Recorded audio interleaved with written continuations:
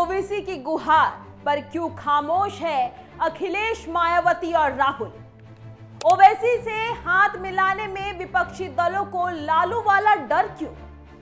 क्या ओवैसी संग दोस्ती बनेगी चुनावी नासूर? विपक्ष को हराने का नारा, फिर भी विपक्षी कतार से ओवैसी बाहर क्यों?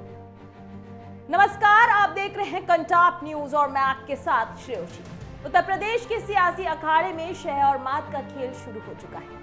असदुद्दीन ओवैसी मुरादाबाद से लेकर सहारनपुर तक रैलियां कर रहे हैं, बीजेपी को सत्ता से हटाने की बात कर रहे हैं और अखिलेश मायावती को सरेआम गठबंधन का न्योता दे रहे हैं। ओवैसी कह रहे हैं कि मैं हाथ मिलाने को तैयार हूं, बाद में रोना मत। लेकिन अजीब बात यह है कि जिस ओवैसी को अपने साथ लेने के लिए होड़ मचनी चाहिए थी, उससे सपा, भाजपा और कांग्रेस तीनों ने दूरी बना ली।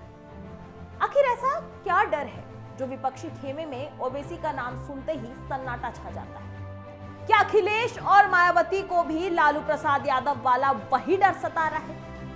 चलिए इस चीज को विस्तार से समझते हैं। मुरादाबाद की रैली में गूंजती ओवैसी की आवाज और अखिलेश मायावती का एक ही जवाब, नो एंट्री। क्योंकि यूपी में 2027 के विधानसभा चुनाव का बिगुल बजने से पहले ही ओवैसी लगातार विपक्षी दरवाजों पर दस्तक दे रहे हैं। लेकिन सवाल यह है कि आखिर कोई भी सेक्युलर पार्टी ओवैसी का हाथ थामने को तैयार क्यों नहीं है? ओवैसी का दावा, बीजेपी को हराने के लिए मैं हाथ मिलाने को तैयार हूं। सपा का रुख, बीजेपी को रोकना है तो ओवैसी सपा की मदद करे, अलग राग ना अल्पे। भाजपा का स्टैंड, 2027 में अकेले लड़ेंगे, किसी से एक गठबंधन नहीं। कांग्रेस का रुख, एआईएमआईएम के साथ गठबंधन का कोई सवाल ही नहीं। राजनीतिक जानकारों की माने तो अखिलेश, मायावती और कांग्रेस को वही डर सता रहा है जो बिहार में लालू प्रसाद यादव को सता रहा था। यह डर है कि अगर ओवैसी को साथ लिया तो फायदे से ज्यादा नुकसान हो सकता है।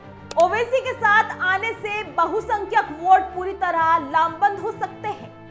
सेक्युलर पार्टियों पर मुस्लिम परस्त होने का ठप्पा लगने का खतरा है। यूपी के मुद्दे पर ओवैसी की जमीनी सक्रियता ना के बराबर, सिर्फ बयानबाजी। 2014 के बाद उत्तर प्रदेश की राजनीति का पैटर्न पूरी तरह से बदल चुका है। अब चुनाव सिर्फ अल्पसंख्यक वोटों के सहारे नहीं जीता जा सकता। ओवैसी की पहचान एक फायर ब्रांड और कट्टरपंथी नेता की है। अगर सपा या कांग्रेस ओवैसी से हाथ मिलाती है तो बीजेपी के लिए बहुसंख्यक वोटों का ध्रुवीकरण करना बेहद आसान हो जाएगा। सपा और कांग्रेस मुस्लिम यादव दलित समीकरण को बिगड़ने नहीं देना चाहती। एआईएमआईएम मुस्लिम वोटों के दम पर यूपी की राजनीति में किंगमेकर बनना चाहते हैं। असली खतरा ओवैसी वोट कटे या ना कटे, लेकिन चुनावी माहौल को बीजेपी के पक्ष में मोड़ देते हैं। यही वजह है कि ओवैसी को सपा और कांग्रेस बीजेपी की बी टीम तक कह देती है। जानकारों का कहना है कि ओवैसी के पास यूपी में ना तो कोई मजबूत संगठन है और ना ही उन्होंने कभी राज्य के मुद्दों पर जमीनी आंदोलन किया है। ऐसे में कोई भी बड़ा दल उनके साथ हाथ मिलाकर अपनी जमी जमाई सियासी जमीन को खतरे में नहीं डालना चाहता। ओवैसी के पास अकेले मैदान में उतरने के अलावा कोई रास्ता नहीं बचा। अकेले लड़ने पर विपक्ष उन पर फिर से वोट काटने का आरोप लगाएगा। यूपी में अपनी राजनीतिक जगह तलाश रहे हैं ओवैसी बार बार चेतावनी दे रहे हैं कि चुनाव के बाद रोना मत। लेकिन यूपी का विपक्ष फिलहाल फूंक फूंक कर कदम रख रहा है। अब फिलहाल आगे ये देखना होगा कि अकेले चुनावी समर में उतरे ओवैसी 2027 में किसके खेल को बिगाड़ते हैं और किसका संवारते हैं। इस वीडियो पर आपकी क्या राय है, कमेंट बॉक्स पे जरूर बताएं। वीडियो को लाइक करें, शेयर करें और चैनल को सब्सक्राइब करना ना भूलें। नमस्कार।